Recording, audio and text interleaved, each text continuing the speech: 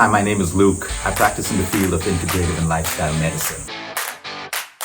Integrative and lifestyle medicine puts you in the center, gives a 360-degree approach of you as a whole. We help you put it together, we help you find a way, and that is the power of integrative and lifestyle medicine.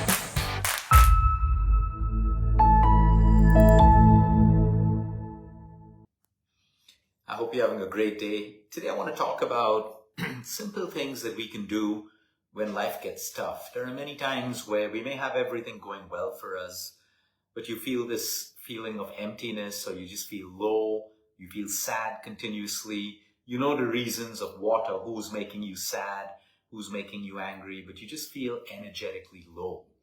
What can you do then? How do we realign with the spirit? You see, when we constantly feel low in life, or when we're constantly feeling like we have so much to be grateful for, but we're struggling to act like we're grateful. We're struggling, we just do our gratitude journal and we write down the top 3 things that come to our mind, and it doesn't leave us feeling good, because when you do a good gratitude practice, it ends up leaving you feeling very energized with a shift in your spirit, because you've actually done that gratitude exercise from the depths of your heart. But most people just do it as a tick in the box. They write down 3 things or try to think of 3 things that they're grateful for, thinking that the more grateful they are for those things, the more they'll get of it. But if you're not energetically aligned, it just becomes like a normal exercise with no results. Like affirmations. A lot of people just rattle off lists of affirmations, but they're not energetically aligned. What does that mean when you're not energetically aligned? That means you do it, but not from your heart, not from your soul, not with feeling. A lot of people say, Luke, I tried doing manifestation workouts, I tried doing visualization, but it never works for me. And when I ask them to break it down and tell me exactly how they're doing it, that's exactly where they fail. They're just doing it for the sake of doing it. They're not doing it with clarity of thought. They're not doing it with feeling. They're not doing it with faith, and then living like it's going to happen. They're still trying to micromanage the process. They're still trying to micromanage life. So basically, trust is very important when it comes to using visualization, manifestation, and all of these things. If you don't trust what you believe can happen for you, it's never going to work.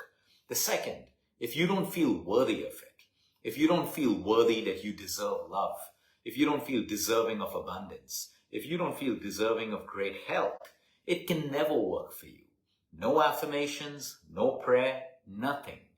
You need to first energetically unblock yourself. That means you have to have belief, faith, and you need to feel worthy that your health can change. You got to feel worthy that you deserve love. Otherwise, you're energetically blocking it all the time. You can visualize love, you can write it down, you can journal, you can pray for it, but if you've energetically blocked it out of your life, there is no way love, abundance, health can come into your life, or even success. So today, I have 3 questions. They're very simple, but yet very powerful questions. And whenever you feel low or you feel stuck, it's a good practice to do this as often as possible, because most people lack clarity of what they want in life. Most of us are subconsciously constantly comparing ourselves with everyone else in society, whether it's our money, our bodies, our partners, our children. We're constantly subconsciously or even consciously comparing ourselves and causing blocks of energy, and that's why we never get what we truly want. So there are 3 questions. Now you can put this in a very meditative format, which means you can find a nice quiet place, sit with your back straight, any comfortable position. You can close your eyes, center yourself with 6 deep breaths. The first 3 breaths will be an inhale through the nostrils and an exhale through the nostrils. And the last 3 breaths could be an inhale through the nostril and an exhale through the mouth, where you just let it all out. When you find yourself centered and calm, these are the 3 questions that you reflect on. You can even write it down if you're not doing it in a meditative form, or once you've written it down, then you can just meditate on it. It's very powerful. It helps you to reconnect with your spirit. And like I said, why do we need to reconnect with our spirit? When we're on social media all the time, we're disconnected from our spirit. When we're in society, numbed on alcohol, drugs, joints, all of that stuff, or over-numbing ourselves with shopping and all of these vices, we're disconnected from the spirit. And that's why we need external nourishment to keep us going. Or we need things that constantly generate dopamine to make us feel good, but for a very short period of time.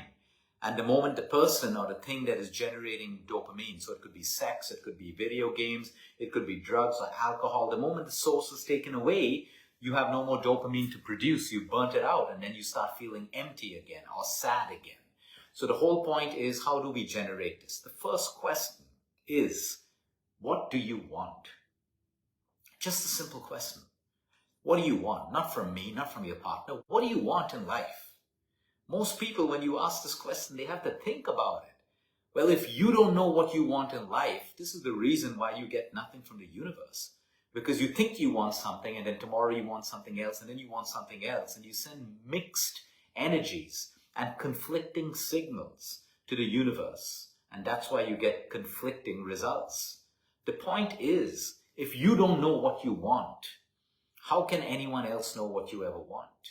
There are certain things, what we want can constantly change. But when you ask yourself, what do I want? What is important to you in life? What do you want from life? Forget about people. You want peace. You want great health. How does that health feel like? You want abundance. What does abundance mean to you? For some people, it's like the number of dollars. For some people, it's just abundance. Like they get things whenever they want. They learn how to live with. They have a feeling of abundance. They make do with what they have. So everyone's definition of abundance is completely different. So my first question for you to reflect on right now is, what do you want? Some people may say, I want fulfillment.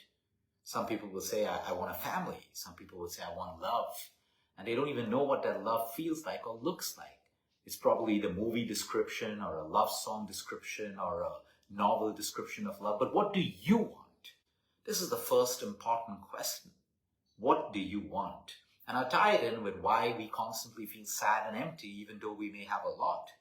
And why some people who don't have a lot are able to feel fulfilled and happy all the time. Okay, so number one, what do you want? Write down this question because I want you to reflect on it later. The second question, what makes you feel good? What makes you feel good? What do you love about life that makes you feel good? Is it sunrise? Is it sunset? Is it a full moon? Is it a cup of coffee? Is it a walk in the park with your loved one? Whatever it is, what in life makes you feel good? It is so important to have this clearly in your subconscious mind that the next time someone asks you, you already know everything. It is so important for us to know what makes us feel good in life. Who makes you feel good in life? Because these are the things and the people that you turn to when you're feeling sad, when you're depressed, when things are not going well for you. You find solace in that beautiful cup of coffee in the morning, just you and yourself. You find solace just sitting on the beach, listening to the waves. Whatever it is, it doesn't have to be material things. Material things brings no one permanent happiness. It can get you happiness, and there's nothing wrong with material things. The only thing wrong with material things is when you think it brings you true joy and happiness. No, it's temporary. And if you've earned it, why not? Go and buy the most expensive cars, the most expensive handbags. Don't hide behind spirituality and still be so sad. If you've earned it, use it. You don't want to use the money, donate it. But the point is, you should know what truly makes you feel good in life. For me, it's sunrise. For me, it's a walk in the sun. For me, it's time in the ocean. For me, it's time in nature. For me, it's time with my loved ones. It's that morning cup of coffee that I have with no distractions. I know what makes me feel good. So when I feel sad, I can refer to this little list of things that make me feel good and start to do these things that make me feel good. So I don't become a victim of my sadness. So I don't become a victim of negativity. Because negativity and sadness is real. There is no one in this world who doesn't have it. But the victims get stuck in it. The victims become slaves towards it. So the second question is powerful for you to know. What are your go-to people, your go-to things, your go-to places when you feel sad? So what makes you feel good? And right now, you can self-assess your life and your relationships. So if you know what makes you feel good and you realize that nothing in this relationship is bringing me close to the things that make me feel good, you're in the wrong relationship. Make changes, try harder, or leave the relationship. Easier said than done, but it's the truth. It's the same thing with your health.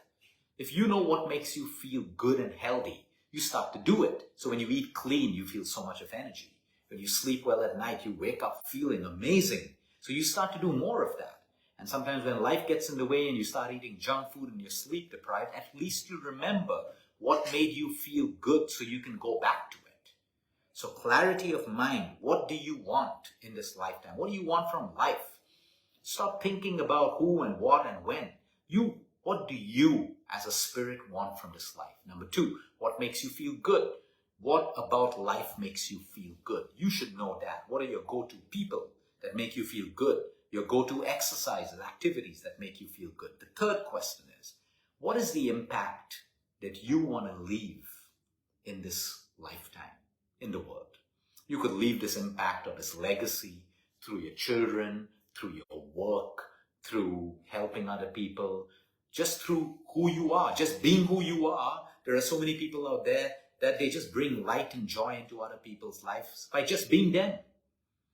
So it is so important for us to ask ourselves the question, what is the impact that we want to leave? It doesn't have to be big. You don't have to leave an impact that I donated $1 billion and stuff. If you're doing that, great. It could be something as simple as, I just want to bring a smile to people's faces. I want to be a good listener. I want to listen to them because listening is healing. I want to be able to help when someone needs me. I want to give the gift of time to someone who needs it. These little things are impactful. You don't have to change the world. The world is the next person sitting beside you. You can change one person at a time. You can change 10 people. It doesn't matter whether you've impacted 20,000 people or one person, but you've made impact. And it is these little things in life that bring us joy. It is these little things that help us get through grief, sadness, anger, negative emotions. Otherwise, we become victims of them. So I'm going to repeat the 3 questions. Write them down. Number 1, what do you want? What do you want from life? Forget about from your husband, wife, teachers, colleagues, bosses. No. What do you want? It's way beyond that. It's way beyond that. For some people, I just want peace. Today, I'm willing to get off social media. I may have FOMO, but I have peace. I choose peace over that. Someone else may say, I choose to leave the city life and move to a village because that brings me peace, clean air, and happiness. They know what they want. What do you want? The second question, what makes you feel good? What do you love about life? Because if you have nothing to love about life, you're literally dead. You're living dead. You're just getting through every single day. And that's what a lot of depression also is. Nothing excites you, nothing whatever. The point is, life is beautiful. It's also tough. It's also evil. It's everything. But now you start to choose what you put in your subconscious mind about what makes you feel good about life. Who makes you feel good? So I know 2 or 3 people, the moment I feel low or sad, I give them a call because I know I'm going to end up feeling good. So now I'm no longer a victim of my sadness. I have someone, it could be a person, it could be a pet, it could be anyone. It doesn't have to be your siblings, it doesn't have to be your wife, it doesn't have to be your husband. It can be anyone who aligns with your spirit and just makes you feel good. And the last question, what is the impact that you want to leave in this world? Through your work, through your children, through your legacy, through your charity, or through just you being that person who can bring light into other people's life. It's as simple as that. So write down these questions. Do this homework. It is so, so powerful. At first you feel really horrible because you realize, I don't know what I want. And then you're living someone else's life. Your wants are someone else's wants. Your ideals are the ideals shoved down your throat or into your brain through society, which is predominantly fake at all levels. So you get to choose now what you want in this lifetime. And by knowing that, you start to align your desires with the universe. It's a clear path. It's like a road. Like you don't know where you want to go. It doesn't matter which road you take. We all know that saying. Okay, so it doesn't matter what life gives you because you don't know what you want. So write down these questions and then you can meditate on them. It's a beautiful, powerful exercise. You can do the meditation even in 10 minutes, but it's beautiful and it's powerful. Have a great day, everyone. Until next time, eat smart, move more, sleep right, breathe deep. And remember, you care is all about you.